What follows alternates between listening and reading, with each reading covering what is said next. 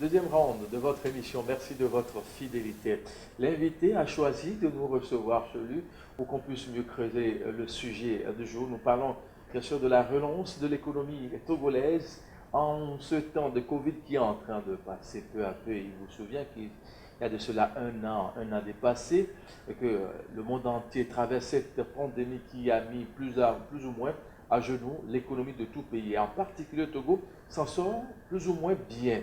Mais comment faut-il faire pour bien relancer encore certaines actions, activités déjà mises en place par les premières autorités?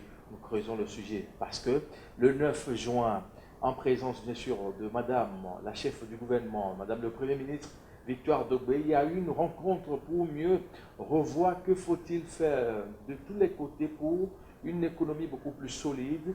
Il était au rendez-vous et nous avons choisi de lui rendre visite pour en voir le cœur net. Lui, c'est Thierry Awisso, il est le président, directeur général de Nioto et vice-président du patronat togolais. Thierry, on était sur ce que vous avez proposé hein, pour la relance ça. et les Les fonds fonds d'investissement. d'investissement et autres.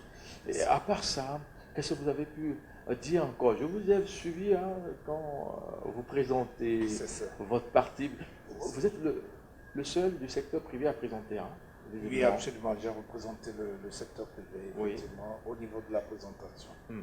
Oui, oui. En dehors du ministre Adédié, donc, qui, était, Ouais, lui, il qui, est a, du qui a gouvernement. remplacé donc, C'est le l'autorité ministre décentralisée. Sadi Yaya, qui était Oui. désigné pour ça, qui a été empêché par un imprévu avec le Fonds monétaire international. Oui.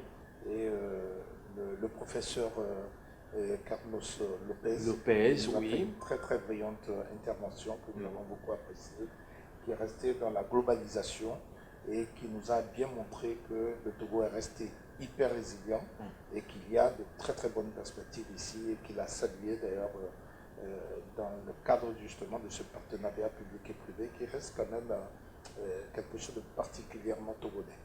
Voilà. Donc pour revenir un peu à justement votre intervention, on a parlé de ce fonds d'investissement qui a été mis en place par le gouvernement pour plus de résilience, un fonds de 500 milliards. Nous avons profité pour faire un peu le point sur l'affectation de ces ressources qui ont permis au Togo de tenir avec tous les dispositifs que vous connaissiez, le dispositif Mobici qui a été mis en place, Oui. les apports, les appuis du gouvernement pour toutes La les tranche cantines. sociale de l'électricité. Très bien, la tranche sociale de l'électricité. On a vu sur 3 mois plein. Très bien. L'eau potable également. Très bien, l'eau Bonne potable. Fontaine.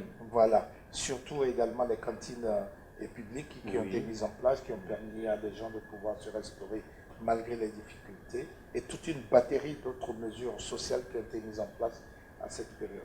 Nous, au niveau du secteur privé, nous avons estimé que le plus important, c'est que les petites et moyennes entreprises et les petites et moyennes industries, qui sont les génératrices vraiment d'emplois et de richesses, puissent avoir tout simplement les moyens de survivre. Alors, en face, forcément, il faut la mise en place d'un fonds d'investissement. Le gouvernement a fait des efforts pour ce qu'on appelle l'inclusion financière avec le FNFI et d'autres batteries donc, de mesures pour les femmes. Et nous avons souhaité que les recommandations qui ont été données par la Banque centrale puissent être réellement appliquées. Quand on dit à une banque, essayez de revoir un peu les dispositions pour que ceux qui ont pris des prêts chez vous puissent rééchelonner et que vous étudiez au cas par cas et que effectivement le marché étant difficile cause de coronavirus, il y a beaucoup qui se sont retrouvés sur le carreau. Pour revenir donc au concret, nous avons souhaité et nous avons fait cette demande qu'on réfléchisse sur le mécanisme de mise en place d'un fonds d'investissement important dans lequel on va avoir la capacité de pouvoir prêter aux plus fragiles. Parce que c'est ça finalement le plus important. Si on ne prête qu'aux sociétés qui sont solides, on ne réussira pas à régler on n'a rien réglé, hein, le problème demeure. Voilà, le problème va demeurer. Et c'est la raison pour laquelle, effectivement, de commun accord, nous avons, avec le gouvernement, estimé qu'il était bon de poursuivre la réflexion autour de ce sujet afin que nous puissions trouver réellement les moyens de lever des fonds au sein donc d'un fonds, non seulement d'investissement, mais aussi d'un fonds de garantie, parce que c'est ça la problématique. Peu de gens comprennent qu'en réalité, des banques sont quand même des établissements commerciaux et qu'elles ne placeront, et ce qu'elles empruntent auprès de la Banque centrale ou ce qu'elles prennent auprès du contribuable ou des consommateurs en général, qu'à certaines conditions. Et ça, si elles n'ont pas la garantie de pouvoir récupérer leurs fonds, c'est clair qu'elles ne mettront pas un seul franc là-dedans. Il ne faut pas oublier aussi que le problème n'est pas que la disponibilité justement de ce fonds. Le problème réel, c'est qu'on peut prêter de l'argent à une entreprise qui, malheureusement, n'est pas suffisamment structurée ou professionnelle, Oui. même à taux zéro, elle va fermer le lendemain. Ferme facilement. Voilà, donc nous avons besoin de rassembler l'ensemble de ces paramètres, tant au niveau du renforcement des capacités des chefs d'entreprise, au niveau de la fiabilité de leurs projets, au niveau de l'environnement économique, mais aussi également au niveau de la levée des fonds pour que tout soit en harmonie. Donc c'est un ensemble effectivement et qui doit marcher de façon très synchronisée. Alors, si nous prenons par exemple le secteur agricole et bien d'autres, Voilà. est-ce qu'il y a quelque chose qui a été discuté Alors dans ce là, sens-là nous sommes avec le ministre absolument. Beguini? Avec le ministre Antoine Beguini Oui. qui a également intervenu, avec le ministre Nachaba qui a également intervenu. Nous sommes obligés de continuer par faire de ce, je dirais, de ce secteur d'activité le secteur clé. Vous savez que l'essentiel de notre orientation stratégique aujourd'hui, c'est de rendre notre agriculture efficiente. Rendre notre agriculture efficiente doit partir par des décisions importantes. Vous savez, le Togo est en plein chantier aujourd'hui sur une cartographie de nos sols pour permettre de savoir si on veut mettre du soja. Vous savez que nous sommes lancés dans le soja bio. Dans quelle région nous pouvons le mettre, à quel niveau nous pouvons mettre des pommes de terre, à quel niveau nous pouvons mettre des arachides, à quel niveau nous pouvons mettre des ignames, ainsi de suite, et des céréales. Pour que de façon très optimale, nous réussissons à faire de notre petit territoire un territoire qui soit capable non seulement de s'auto-alimenter, mais soit capable de compétir à l'extérieur. Nous avons compris que nous devons investir plus sur la qualité. Nous avons compris effectivement qu'avec aujourd'hui pratiquement 60% de notre population active et qui est consacrée donc dans les milieux ruraux à cette agriculture pour nous sortir jusqu'à 40% du PIB, on était à moins de 1% de taux bancaire ou de bancarisation dans ce dossier. Oui. Et donc ce secteur d'activité est monté aujourd'hui grâce au mécanisme d'incitation de financement donc, dans le milieu agricole, le MIFA. On est passé jusqu'à 4%. Ça reste encore. Il y a MIFA. Voilà, ça reste encore. Aristide Agbochou-Mondé, il est là? Très bien, très bien. Ouais. Il était présent également donc, à ces travaux. Oui. Nous avons également parlé des agropoles, de ce que on a refait un point sur le niveau qu'ils ont atteint, sur ce qui reste à faire, et nous restons convaincus que nous sommes sur la bonne voie. Il faut tout simplement continuer par améliorer un peu les dispositions qui ont été mises en place et tirer les leçons de ce qui a moins bien fonctionné. Il ne faut pas oublier que nous avons profité pour dire également que le Conseil national du patronat a mis en place un guide, investir dans l'agriculture au Togo, dans lequel nous expliquons tout le potentiel qui existe dans ce secteur d'activité pour inciter davantage effectivement les opérateurs économiques, même qui ne sont pas agriculteurs, à s'intéresser à un domaine dans lequel il y a suffisamment de débouchés. Parfait. À part ça, est-ce qu'il y a d'autres choses qui ont été proposées, d'autres points qui ont été touchés qui peut-être... Bon, c'est bien d'en parler. Je vous ai suivi, mais pas toute la séance. Hein. Si. J'ai voulu suivre un peu certaines têtes, la voix, ce qui va être... Surtout qu'il y avait le Conseil national du patronat qui était là. Je veux écouter les patrons, qu'est-ce qu'ils en pensent de l'économie. Voilà, et quelques têtes également. Non, nous avons estimé qu'il était encourageant de rester sur un cadre de concertation pour évaluer au fur et à mesure ce qui a marché. Nous avons estimé qu'il avait été opportun de féliciter le gouvernement pour la mise en place de la plaque de la plateforme industrielle d'Aditi-Copé, qui désormais nous offre la possibilité, du moins pour les nouvelles unités industrielles, de pouvoir bénéficier de tout un espace, de tout un cadre géographique dans lequel toutes les infrastructures sont mises en place pour justement permettre un décollage dans des conditions de compétitivité optimales. Nous avons estimé qu'il était également intéressant de féliciter le gouvernement également pour la mise en place justement de la data center, donc cette nouvelle plateforme qui a été mise en place et qui permet d'héberger un certain nombre de données du secteur privé, du secteur public dans un environnement sécurisé. Et nous pensons et nous avons la conviction que c'est le chemin à prendre. Et je reviens sur les insuffisances que nous avons relevées, le prix donc de l'énergie, le prix de la communication, le prix de l'Internet, qui sont maintenant la base de la compétitivité réelle. Nous avons souhaité qu'on fasse des efforts en ce sens pour que nous puissions être capables de compétir dans de bonnes conditions. Donc voilà un peu des sujets également qui ont fait vraiment l'objet de beaucoup d'échanges. On nous a demandé, le professeur Carlos Lopez est allé très loin, il a dit qu'il pensait qu'il était temps de privatiser le secteur privé. Il est allé très loin. En gros, il avait souhaité voir un secteur privé togolais qui s'affirme un peu plus.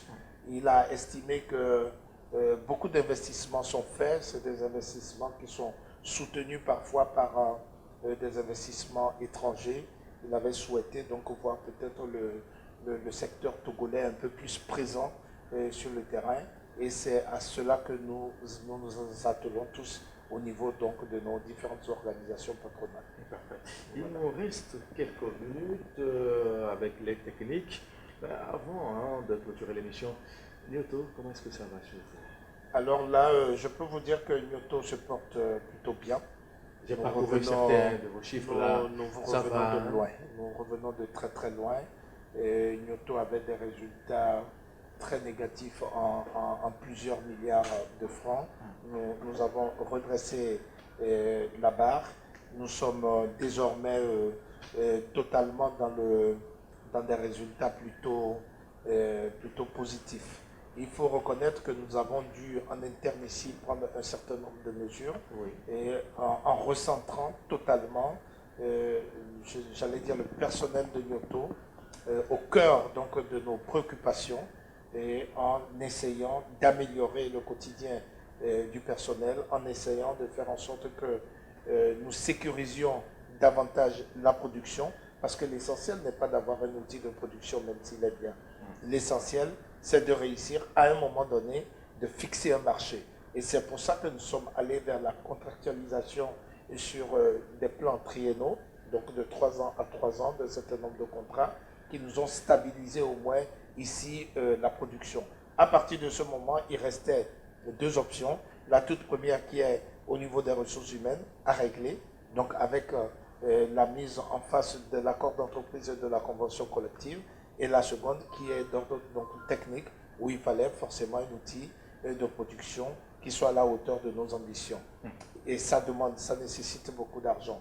En ce qui concerne l'interne ici, il faut reconnaître que quand nous sommes arrivés aux affaires ici à Nyoto, on n'avait plus de visite médicale à cause d'une situation qui était assez tendue, assez difficile, un plan social en 2011 qui a vu 30% du personnel sortir. Il fallait donc rassurer complètement le personnel et regarder au fond qu'est-ce qui n'allait pas, qu'est-ce que nous pouvons faire pour les avantages, les avantager et leur redonner confiance. Bien évidemment, la visite médicale a été remise en place, elle est obligatoire d'ailleurs selon les conventions collectives. Nous avons réussi à mettre en place une cantine qui est subventionnée à 80% par nous. Nous avons mis en place ici tout un dispositif donc, de primes et de rendement qui ont permis justement de stimuler davantage le rendement, puisque nous travaillons avec des indicateurs de performance clés et que nous mesurons par jour. Donc c'est le nombre d'amendes, le volume d'amendes qui rentre en production par jour. Nous sommes arrivés, on était autour de 90, nous sommes montés jusqu'à 135 tonnes d'amandes triturées par jour. Et tous les indicateurs de performance derrière se sont nettement améliorés. C'est ce qui nous a permis de quitter les 10 000 tonnes que nous faisions à l'époque, 10 000, 11 000 tonnes d'amandes par année. Nous sommes montés donc jusqu'à 38 000 tonnes en 2018 et aujourd'hui nous stabilisons entre 37, 36, 37, 37 en fonction de la disponibilité des amandes de karité. Donc voilà en ce qui concerne Ignoto ici en interne. Nous avons également sur le plan technique apporté un certain nombre de, j'allais dire, d'améliorations. On a mis en place une nouvelle chaudière à combustible solide, je vous l'ai dit, et qui aujourd'hui utilise complètement les déchets donc, du karité comme combustible, ce qui impacte donc forcément un environnement qui est mieux respecté. Nous avons également réussi à mettre en place ici à Ignoto ce qu'on appelle l'indemnité de fin de carrière, afin de permettre à chacun... oui, non, il fallait qu'on le fasse. C'est des investissements assez importants, mais qui sécurisent complètement la sortie de l'employé. Dès qu'il part à la retraite le mois qui suit, il est totalement sécurisé jusqu'à la fin de ses jours. Donc, c'est des dispositions qu'il fallait prendre et pour remettre déjà, comme je vous le disais, l'homme au cœur donc, de nos préoccupations. Et en ce qui concerne les différentes évolutions sur le plan technique, sur le plan contractuel, ça a été plutôt une vision qui s'est matérialisée et nous sommes déterminés pour aller toujours de l'avant et rester solides donc, dans un environnement de plus en plus compétitif. Merci bien, PDG Thierry. Ah oui, ça pour ces explications. On ne va pas terminer l'émission sans dire un mot sur la ZLECAf. Voilà. Vous êtes prêts au Togo? Dans le secteur privé, le patronat, vous êtes prêts? Ignoto est prêt? Je peux vous dire de façon très claire qu'on n'est pas prêt. Être prêt pour la ZLECAf. C'est pour bientôt, hein? Être prêt pour. Mais il y a des étapes, hein, heureusement. On a vu il y a des étapes graduelles entre 0 et 5 ans. Le Maroc qui a souhaité faire partie de la CEDEAO, on a dit non, mais finalement il y a la ZLECAf qui lui ouvre grand le chemin d'y aller. C'est ça. C'est exactement ce que vous avez dit. Le Maroc, il faut savoir que les unités industrielles sud-africaines, angolaises, tout le monde pourra venir compétir ici au Togo. Du côté du Maghreb, il y a également de grandes économies. Il y a la Tunisie, l'Égypte, l'Algérie, qui viendront compétir également ici et qui ont justement les coûts de facteurs de production dont je vous parlais, au niveau bancaire, au niveau énergétique, au niveau également, donc, je dirais, de la disponibilité de la matière première. Il ne faut pas oublier que le Togo est tout petit en termes de superficie. Et c'est la raison pour laquelle, d'ailleurs, nous travaillons beaucoup plus actuellement, avec tous les éléments que je vous ai donnés, sur l'aspect qualité, pour aller vers le développement durable avec des marchés de niche. C'est pour ça que je vous ai parlé du bio, c'est pour ça que je continue par vous parler de développement durable, avec le data center qui est un exemple parmi tant d'autres. Et vous voyez bien qu'il y a des pays un peu comme le Rwanda qui, malgré leur petitesse, ont choisi des options stratégiques qui ont permis au pays de s'imposer totalement dans leur sous-région et voir beaucoup plus loin. Et c'est la raison pour laquelle nous sommes convaincus que la majorité des consommateurs des grands pays portant désormais leur choix sur c'est des choix volontaires, des choix citoyens, c'est des choix citoyens du monde. C'est des choix qui vont pousser le consommateur à dire je vais prendre tel produit parce qu'il y a une traçabilité, parce que j'ai la certitude que au premier niveau, les principaux acteurs, notamment les femmes qui ont servi à la cueillette peut-être des amandes de karité, ont été bien rémunérées. Et c'est la raison pour laquelle, ayant toute cette garantie, je vais aller prendre justement plutôt ce produit comme notre produit qui peut-être a été produit en Asie avec le travail des enfants, avec un travail non décent, tout ça.